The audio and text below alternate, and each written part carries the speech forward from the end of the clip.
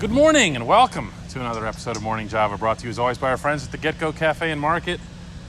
They have one of those right up the road here in Latrobe. I know where I'm going after this. I know where you're going as well here. Hunter and I are here, Matt Sunday, Dale Lawley, at the reporting day for the Steelers training camp. And man, how about all the huge headlines and helicopters landing and Brinks trucks and everything else. Did I get here late? I think you did. Oh, yeah, because I didn't see any of that. This was like move-in day at college. It's fitting that it's at St. Vincent College. Reminds me of when I moved in, it's just... Was that like last year? Well, yeah, it was actually. I just graduated. But it was just nothing, a lot of with nicer cars. Well, what's been the common theme with the players, and the ones that you've spoken with? It's all business, but at the same time, they're very excited to see each other. That was one thing I liked. They're hooping and hollering. You can hear them from, their rooms yelling down to each other. It's really cool. There's definitely that sense of, we just got back from summer break, and I'm with all my friends again.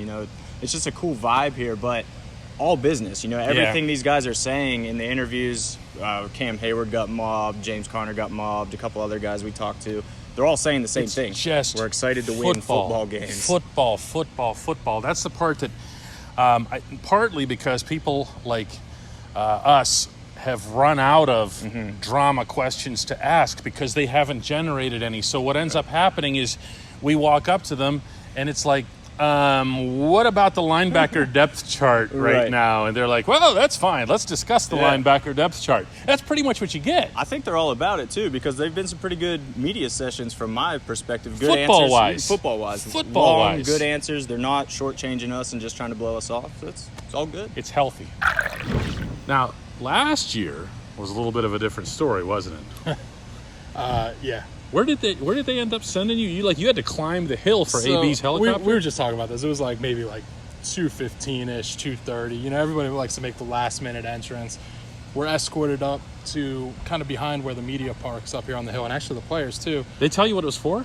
I knew because there were some rumblings.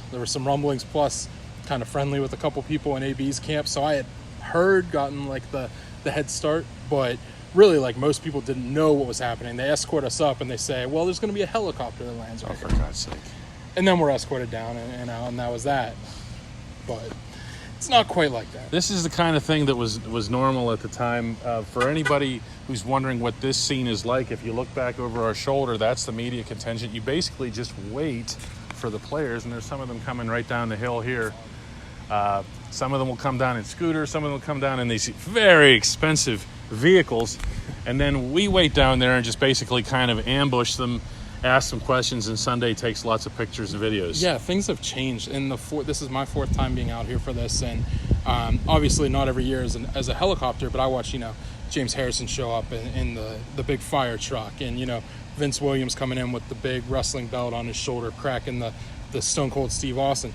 Now, some of these guys, I don't even recognize them right away. James Conner showed up with all the facial hair, a little bit longer hair. Xavier Grimble, one of our guys, he showed up with... He is one of our guys. 3 inches longer hair. My favorite Steeler now, who I don't know... He doesn't even know who the dude is. He's wearing some soccer jersey. Yeah, he's wearing an Arsenal shirt, so I like him, but I don't know what his number but let's is. not pretend that Joe Hayden didn't win the day. No, he Joe did. Hayden shows up. Not only does he show up in the Sid sweater, but he shows up in the gold, the outdoor, Yeah, it's got that very Pittsburgh-y look to it, I love shooting the alternate. They wore it so many times at home last year, and it looks good. It just looks good in photos, and it looks good on ice. It looks good on Joe Hayden. It looked good on Joe Hayden, and he steps out of a Rolls Royce with the suicide doors, and he comes creeping out, and you're like, oh, it says Crosby. Oh man, that was pretty cool. That's pretty good. Sign the guy. So obviously we talked a little bit about the players showing up to camp, but the biggest news of the day really obviously is that Mike Tomlin's going to be extended a year by the Pittsburgh Steelers. Yeah, and it's interesting that it was just a 1-year extension, not a usual 2-year extension.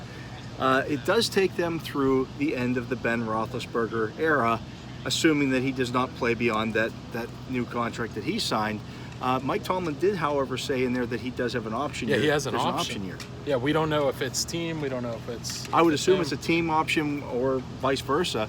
The interesting thing about this, and it's something that I raised in the story that I did yesterday that came out, Mike Tomlin's son, his oldest son, just went to the University of Maryland this year.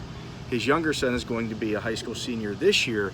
It would not be surprising that at some point, if Mike Tomlin decides, you know what, I want to go watch my kids play ball and be in college and be like a normal dad. It wouldn't be the worst thing to do as a human being, right? Yeah, absolutely. I mean, I don't know if that comes to play in the contract talk. You know, it's like, first of all, we've seen his kids out here competing with these Always, guys, yeah. prepping to go to a school like Maryland. So, I mean, he's obviously really invested with them. So, I don't know, maybe that does have something to say. You know, it was certainly a factor for Bill Cowher at the end. He wanted to go spend more time with his family.